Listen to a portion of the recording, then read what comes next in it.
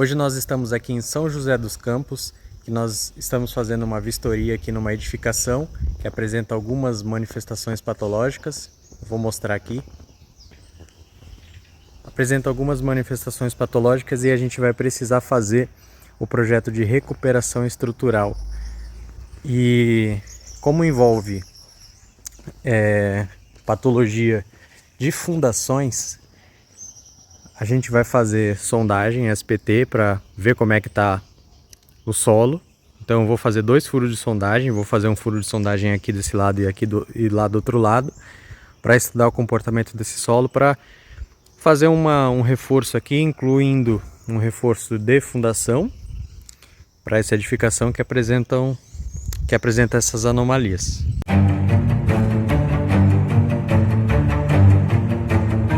Vou comentar algumas coisas importantes sobre a sondagem SPT. Tá aí o tripé montado e o que eles estão fazendo agora? Eles estão fazendo a retirada manual, contrado manual, do primeiro metro de solo. Por quê?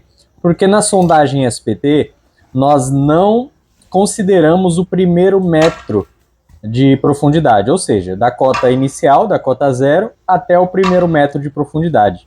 A partir do primeiro metro de profundidade é que a gente começa a fazer a avaliação do SPT para nós sabermos qual a resistência, o índice de resistência à penetração desse solo e, respectivamente, também o tipo de solo, o nível d'água e assim por diante. Então, o primeiro metro é sempre descartado, como eles estão fazendo aí.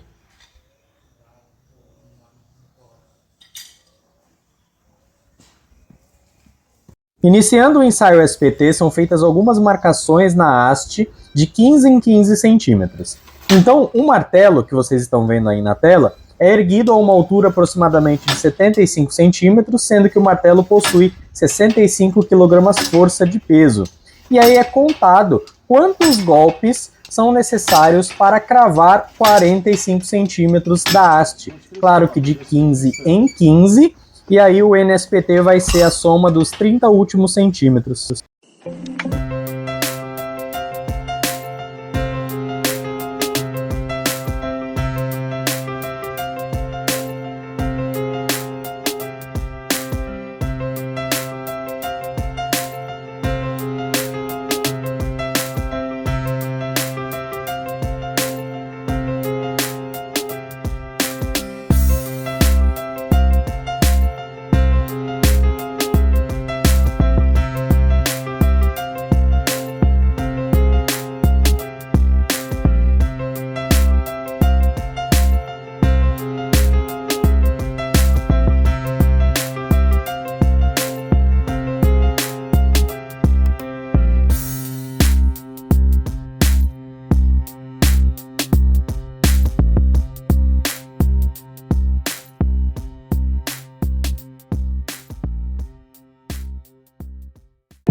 A classificação do solo é feita por análise tátil-visual mesmo. Então eu peguei um pouco da amostra retirada do solo, percebi que era argila por conta de sua alta plasticidade, e aí eu coloquei na água a fim de verificar se tinha silt, e tinha. Olha só como o silt ele forma essa poeirinha, ele forma praticamente um talco. Então eu concluí que era uma argila siltosa, além de um pouquinho de areia que também a gente pode classificar como argila silto-arenosa.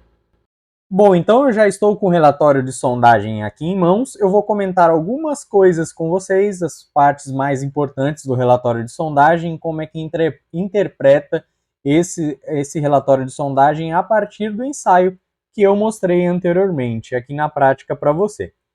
Então, primeiramente importante falar que essa sondagem eu pedi para fazer 2 furos, lembra que eu comentei no início? Logo no início desse vídeo eu falei que eu ia fazer 2 furos, uma porque é o mínimo a ser feito, são 2 furos de sondagem, claro que depende ali da área de projeção da construção, mas no mínimo são 2 furos, então eu fiz aqui 2 furos de sondagem, 2 de 15 metros, tá? Então tá aqui, ó, paralisação 15,45, paralisada por definição do contratante, tá? Não foi porque atingiu rocha, não foi por outro motivo, foi por minha definição. E por que que eu decidi fazer 2 furos de 15? Por que que eu pedi, eu quero 2 furos de 15? Bom, o primeiro motivo é por questão contratual. Algumas empresas de sondagens, eu arrisco a dizer até a maioria das empresas, elas têm um faturamento mínimo do metro perfurado, tá? Então, por exemplo, elas não fazem aqui 5 metros de profundidade só e pronto, acabou o ensaio. Não, elas têm um faturamento mínimo. Por exemplo, cada metro perfurado seja, falando um valor aqui por alto, tá? R$ 50. E aí, se eu peço para fazer 5 metros de profundidade só, daria 5 metros vezes R$ 50, R$ 250, aí soma ali a taxa de deslocamento. Não, não é assim que se faz, tá? A maioria das empresas tem um faturamento mínimo. E essa empresa aqui que eu fiz essa sondagem faturava pelo menos 30 metros. Então, esse foi um dos motivos pelo qual eu optei em fazer 2 furos de 15 metros. Né? Se eu tinha que fazer 2 furos, eu fiz 2 furos de 15. E aí, por que que então eu decidi fazer o faturamento mínimo de 30? Não decidi fazer, por exemplo, 2 furos de 20, 2 furos de 30 mesmo, ou até mais.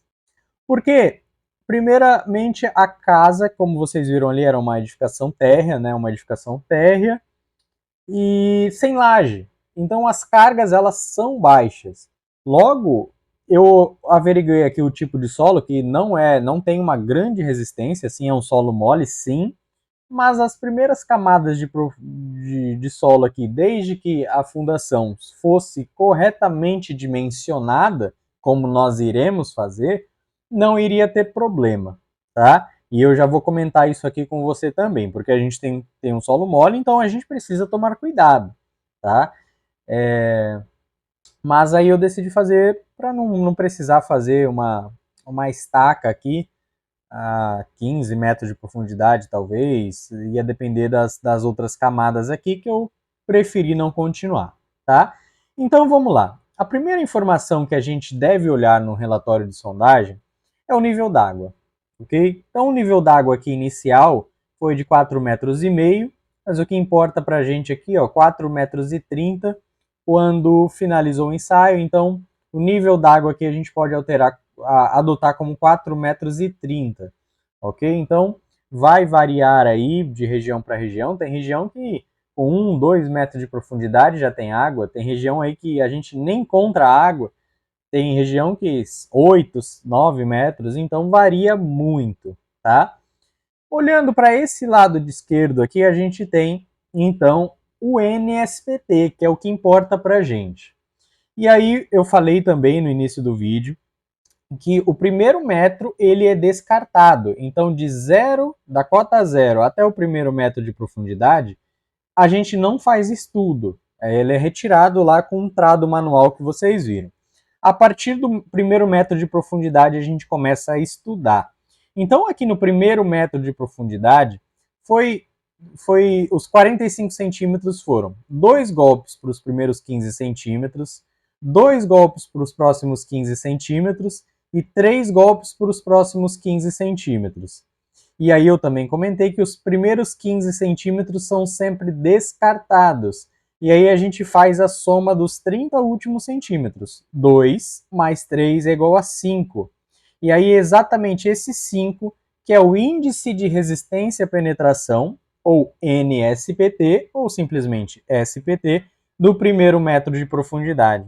Tá? Então essa coluna aqui vai ter o SPT inicial, que são dos 30 primeiros centímetros, mas o que importa para a gente, para o dimensionamento aí de fundações e análise geotécnica para fundações, são os 30 últimos centímetros. Tá? Então sempre essa coluna aqui dos 30 últimos centímetros aqui, os 30 finais. Tá? No segundo metro de profundidade, a mesma situação, nós tivemos 2 golpes para os primeiros 15 centímetros, 3 golpes para os próximos 15 centímetros e 3 golpes para os últimos 15 centímetros. Então a gente faz a soma dos 30 últimos centímetros, 3 mais 3 é igual a 6, que é o índice de resistência à penetração no segundo metro de profundidade. E assim por diante, até eu atingir a minha cota de paralisação definida por mim. Aqui nesse trecho, a gente consegue ver a descrição do material, o tipo de solo. Então, até 1,52 m de profundidade, nós temos ali uma argila arenosa, e depois de 1,52 a 3,12 m, nós temos ali uma argila silto-arenosa, que foi aquela análise tátil-visual que eu fiz anteriormente, foi desta região aqui, e aí assim por diante. Aqui de 3,12 m a 4,16 m nós temos uma areia, aqui de 4,16 a 5,75 uma argila siltosa, de 5,75 a 9,5 uma argila siltosa também, de 9,5 a 11,13 uma areia siltosa, de 11,13 até 11,96 uma areia também, 11,96 a 15,45 nós temos uma argila siltosa, tá?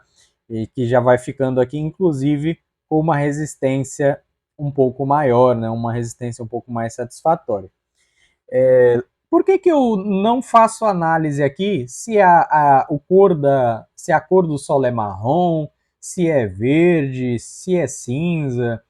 Isso para gente, para análise de fundação, não importa. Importa para gente qual é o tipo de solo, se é areia, se é silt, se é argila, se é uma mistura, né? Porque os três principais tipos de solo são esses: areia, silt e argila. Se é uma mistura deles, se é uma areia siltosa, se é uma argila siltosa, uma argila arenosa, ou até uma mistura dos três, argila silto-arenosa, tá? Não importa pra gente se é marrom, se é cinza, se é amarelo, se é verde, não importa, tá? Para dimensionamento de fundações, não importa. E para outras análises, para outros estudos, pode até ser que importe, né? Para o dimensionamento de fundações é que não. Agora, o que a gente vai fazer com esse relatório? O que importa aqui o NSPT? O que importa a descrição do material, o nível d'água? A gente vai conseguir ali dimensionar a fundação. Então, como eu falei, eu vou fazer um reforço de fundação em sapata, tá? E aí eu vou conseguir dimensionar essa sapata. Então, o dimensionamento da sapata nada mais é do que a área da sapata, o tamanho da sapata, é a carga do pilar dividido pela tensão admissível do solo. A carga do pilar eu vou calcular ali em toneladas. Como é uma edificação baixa sem laje ali, vai dar baixíssimo ali. Imagino eu que 2 toneladas ali o pilar. Então eu divido pela tensão admissível do solo. Qual que é a tensão admissível do solo? Eu vou calcular a partir do NSPT, tá? Então, uma formulação muito simples, só para dar uma ideia aqui, a gente vai pegar o NSPT, que é 5, e dividir por 5, tá? A gente vai pegar todos os NSPTs aqui e dividir por 5. 5 dividido por 5 aqui no primeiro metro de profundidade é 1. Então significa que esse solo aguenta 1 kg por centímetro quadrado. Ou, multiplicamos por 10 quilos por 10 toneladas, perdão, 10 toneladas por metro quadrado. No segundo metro de profundidade, a gente tem 6, o NSPT de 6. Então vamos dividir 6 por 5. 6 dividido por 5 dá 1,2. 1,2 kg força por centímetro quadrado, ou multiplicando por 10, 12 toneladas força por metro quadrado. E assim por diante. Essa divisão por 5 é uma formulação muito simples, tá? Mas é válida aí para alguns casos.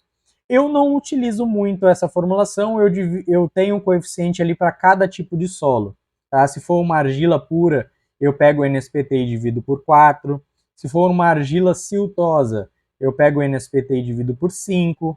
Se for uma argila arenosa, eu pego o NSPT e divido por 7,5. Se for uma areia ou silt, ou uma mistura entre eles, eu pego aí a raiz quadrada do NSPT menos 1. Tá? Tudo isso em quilogramas força por centímetro quadrado, e aí a gente multiplica por 10 e tem toneladas por metro quadrado. Então é isso. Aí eu vou pegar a carga do pilar e dividir pela tensão admissível do solo. Lembrando que se a minha carga do pilar for em tonelada, eu divido por a tensão admissível em toneladas força por metro quadrado. Aí eu tenho a área da sapata.